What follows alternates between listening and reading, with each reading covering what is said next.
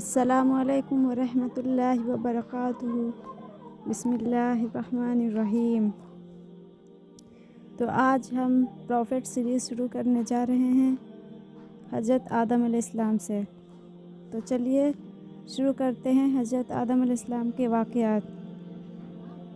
اللہ تعالیٰ نے فرشتوں سے فرمایا کہ وہ زمین پر اپنا خلیفہ بنانے والا ہے۔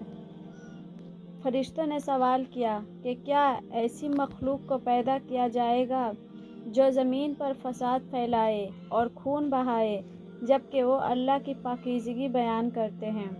اللہ نے فرمایا، جو میں جانتا ہوں وہ تم نہیں جانتے۔ اللہ تعالیٰ نے انسان کو مٹی سے پیدا کیا اور اس میں اپنی روح پھونکی۔ اس کے بعد حضرت آدم علیہ السلام کو علم عطا کیا اور انہیں تمام چیزوں کے نام سکھائے جنہیں فرشتے نہیں جانتے تھے۔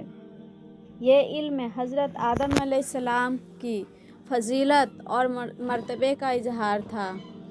اللہ نے تمام فرشتوں کو حکم دیا کہ وہ حضرت آدم علیہ السلام کو سجدہ کریں۔ تمام فرشتے اللہ کے حکم کے مطابق سجدے میں جھک گئے، مگر ابلیس نے انکار کر دیا۔ ابلیس نے سجدہ کرنے سے انکار کیا، تکبر کیا اور کافروں میں شامل ہو گیا۔ ابلیس نے کہا، میں اس سے بہتر ہوں، تو نے مجھے آگ سے پیدا کیا اور اسے مٹی سے۔ یہ نافرمانی اور تکبر کی وجہ سے ابلیس کو اللہ کی رحمت سے نکال دیا گیا اور شیطان قرار پایا۔ اللہ نے ابلیس کو قیامت تک مہلت دی تاکہ وہ انسان کو گمراہ کرنے کی کوشش کرے۔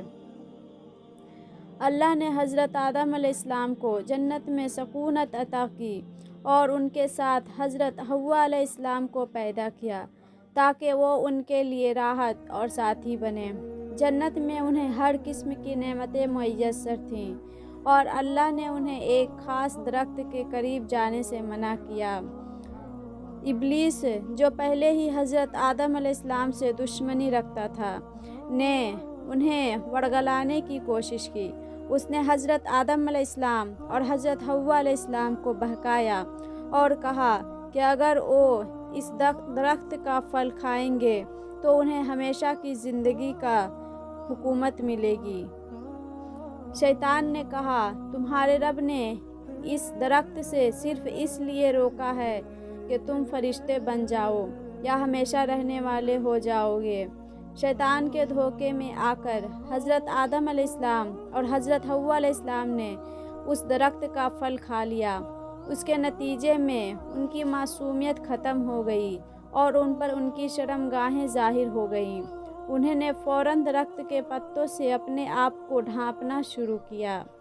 حضرت آدم علیہ السلام اور حضرت حوا علیہ السلام نے اپنی غلطی کا اعتراف کیا اور اللہ سے معافی مانگی۔ اللہ تعالیٰ نے ان کی توبہ قبول کر لی، لیکن انہیں زمین پر بھیج دیا تاکہ وہ وہاں اپنی زندگی گزاریں اور اپنی اولاد کے ساتھ اللہ کی بندگی کریں۔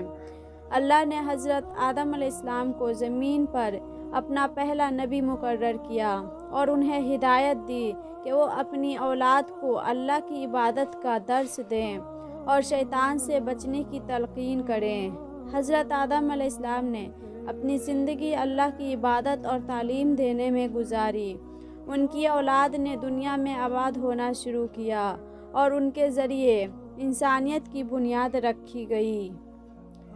واقعے سے ملنے والے کچھ اسباق ہیں جن سے انسان کو کچھ سبق سیکھنے کو ملتی ہے، وہ یہ ہیں۔ حضرت آدم علیہ السلام کو علم کی وجہ سے فرشتوں پر فضیلت ملی۔ اس سے معلوم ہوتا ہے کہ علم انسان کے لیے سب سے بڑی نعمت ہے۔ یہ واقعہ واضح کرتا ہے کہ شیطان انسان کا کھلا دشمن ہے۔ وہ ہمیشہ انسان کو گمراہ کرنے کی کوشش کرتا ہے اور ہمیں اس سے ہوشیار رہنا چاہیے۔ حضرت آدم علیہ السلام کی توبہ ہمیں یہ سکھاتی ہے کہ غلطی انسان کی فطرت میں شامل ہے، لیکن اللہ کی طرف رجوع کرنا اور معافی مانگنا سب سے اہم ہے۔ زمین پر انسان کو امتحان کے لیے بھیجا گیا ہے۔ یہ دنیا عارضی ہے اور ہمیں اپنے اعمال کے ذریعے آخرت کی تیاری کرنی چاہیے۔ حضرت آدم علیہ السلام کے दो बेटे थे। हज़रत आदम अलैहिस्सलाम के दोनों बेटों को अल्लाह की तरफ से एक इम्तहान का सामना था। हाबिल और काबिल दोनों को अल्लाह के लिए कुर्बानी पेश करनी थी। हाबिल एक चरवाहा था और उसने अपने बेहतरीन जानवर की कुर्बानी दी, जबकि काबिल एक किसान था और उसने अपने फसल का घटिया हिस्सा अल्लाह के लिए पेश किया। अल्लाह ने हाबिल की कुर्बानी कबूल की, मगर काबिल की कुर्बानी रद्द कर दी। जब काबिल की कुर्बानी कबूल नहीं हुई तो उसके दिल में हाबिल के लिए नफ़रत और हसद पैदा हो गया। उसने अपने भाई से कहा, मैं तुम्हें मार दूंगा। हाबिल ने जवाब दिया, अगर तू मुझे मारने के लिए हाथ बढ़ाए तो मैं तुझे मारने के लिए हाथ नहीं बढ़ाऊंगा। मैं अल्लाह से डरता हूँ जो सबका रब है। हाबिल ने अल्लाह की रज़ामंदी को अपनी तरजीह दी और अपने भाई के गलत इरादों का जवाब सुलह और शफ़क़त से दिया। काबिल का गुस्सा और नफ़रत इतनी बढ़ गई थी कि उसने अपने भाई हाबिल को मार डाला। इस कत्ल के बाद उसने एहसास किया कि उसने कितना बड़ा गुनाह किया है। अल्लाह ने एक कौवा के ज़रिए उसकी रहनुमाई की। फिर अल्लाह ने एक कौवा भेजा जो ज़मीन खोद रहा था ताकि उसे समझा दे कि वो अपने भाई के लाश को कैसे छुपाए। उसने कहा, अफसोस, मैं इस कौवा जैसा भी ना बन सका कि अपने भाई की लाश छुपा पाता। काबिल ने अपने भाई की लाश को कौवा की मिसाल देखकर ज़मीन में दफन किया। हाबिल और काबिल के वाक़या से हमें ये सीखने को मिलता है कि हसद और नफ़रत की तबाहियाँ कितनी बुरी होती है।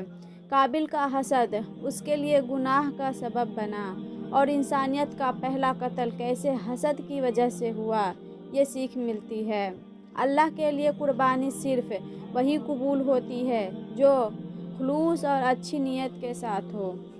हाबिल का रवैया सब्र और सुलह का था, जो इंसानी अखलाकियात का सबसे अफजल पहलू है। काबिल का वाक़या हमें ये दिखाता है कि गुनाह का एहसास इंसान के दिल को बेचैन कर देता है, मगर अल्लाह की तरफ रुजू ही असल हल है।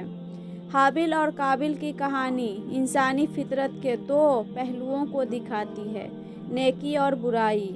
ये वाक़या हमें ये सबक देता है कि अपने जज्बात पर काबू पाना और अल्लाह के हुक्म पर चलना ज़िंदगी और आखिरत में कामयाबी का ज़रिया है।